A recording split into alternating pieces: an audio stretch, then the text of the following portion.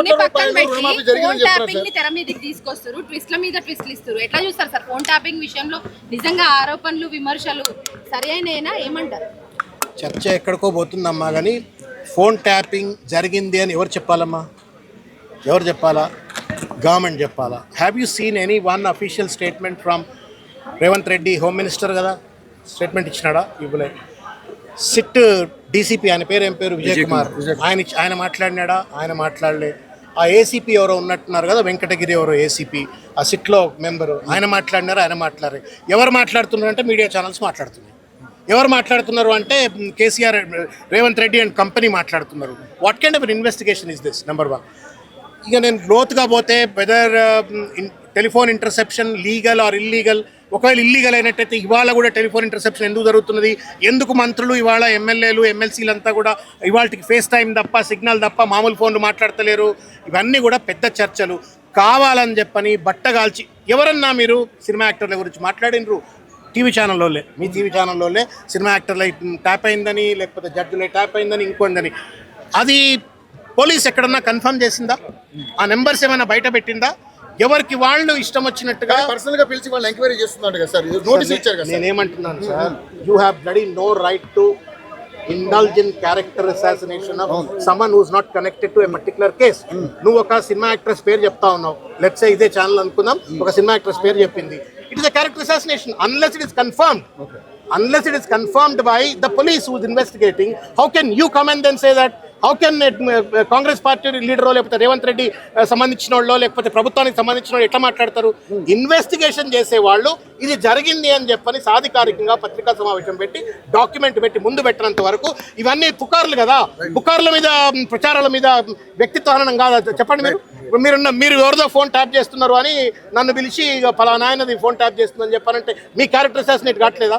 కేటీఆర్ గారు, లేకపోతే కేసీఆర్ గారు, బీఆర్ఎస్ పార్టీ నాయకత్వం, ప్రభుత్వం పక్కన పెట్టండి, but you're also talking about అమాయక ఆడపిల్లల ఫోన్ ట్యాప్ అయినాయి అని చెప్పారంటే వాళ్ళ క్యారెక్టర్ అసాసినేట్ చేస్తా ఉన్నారు కదా. What right you have? You tell మీ. అందుకనే దాడులు చేపిస్తున్నారా మీ ఛానల్ మీద?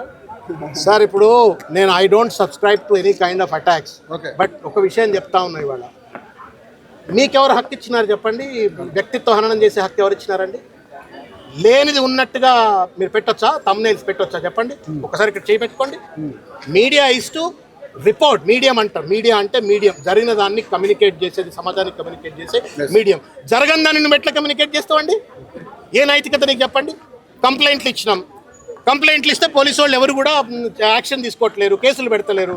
సంతోషం అని చెప్పని వాళ్ళు కూడా తమాషా చూస్తూ ఉన్నారు. దెన్ నేను చేసింది తప్పు, అటాక్స్ జరగకూడదు, ఇటువంటి నేను జరగకూడదు డెమోక్రాట్గా నేను అంటా.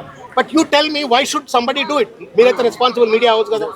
పాలిటీషియనో లేకపోతే విద్యార్థి నాయకుడికో ఆవేశం ఎక్కువ ఉండొచ్చు, లేకపోతే ఆలోచన తక్కువ ఉండొచ్చు, లేకపోతే ఇంకేదైనా రకరకాలైనటువంటి భావోద్వేగానికి గురి కావచ్చు.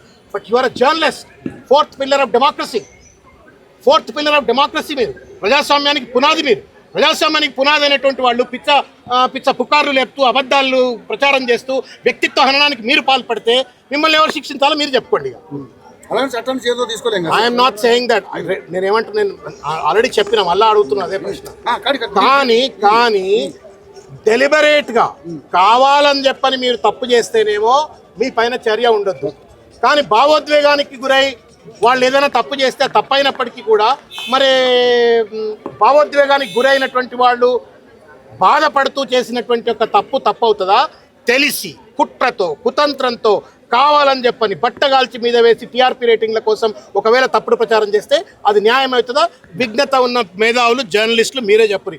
మీరు మామూలు వాళ్ళు కారండి. మీకు తెలుసో తెలియదో, you are the fourth pillar of democracy. మీరు, మీ వల్లనే ప్రజాస్వామ్యం బాగుపడుతుంది, మీ వల్లనే పోలీసులు, మీ వల్లనే రాజకీయ నాయకులు, మీ వల్లనే వ్యవస్థ అంతా కూడా నిటారుగా నిలబడుతుంది. మీరే ఒకవేళ కనుక తప్పుడు పనులకు పాల్పడితే ఈ దేశాన్ని ఎవడు కాపాడాలా? ఈ ప్రజాస్వామ్య వ్యవస్థను ఎవడు కాపాడాలా? రాజకీయ నాయకుడు తప్పు చేసినా, న్యాయ వ్యవస్థ తప్పు చేసినా, లేకపోతే పాలసీ ఎగ్జిక్యూటివ్ తప్పు చేసినా ప్రశ్నించవలసిన మీరే తప్పు చేస్తే ఎవడు కాపాడాలి ఈ దేశాన్ని? ఎక్కడ పోతుంది తెలంగాణ? రేవంత్ రెడ్డిని మెప్పించడం కోసమో, లేకపోతే ప్రభుత్వాన్ని మెప్పించడం కోసమో మంది యొక్క వ్యక్తిత్వాన్ని హననం చేసే హక్కు మీడియాకు ఉందా చెప్పండి? అన్ఫేర్. మీరు స్కామ్స్ బయటకు తీయండి, లేకపోతే అవినీతిని బయటకు తీయండి. అధినేతలు టిఆర్ఎస్ పార్టీ జాగిరా తెలంగాణ అంటే అన్నారు, దానికి అయిపోయింది.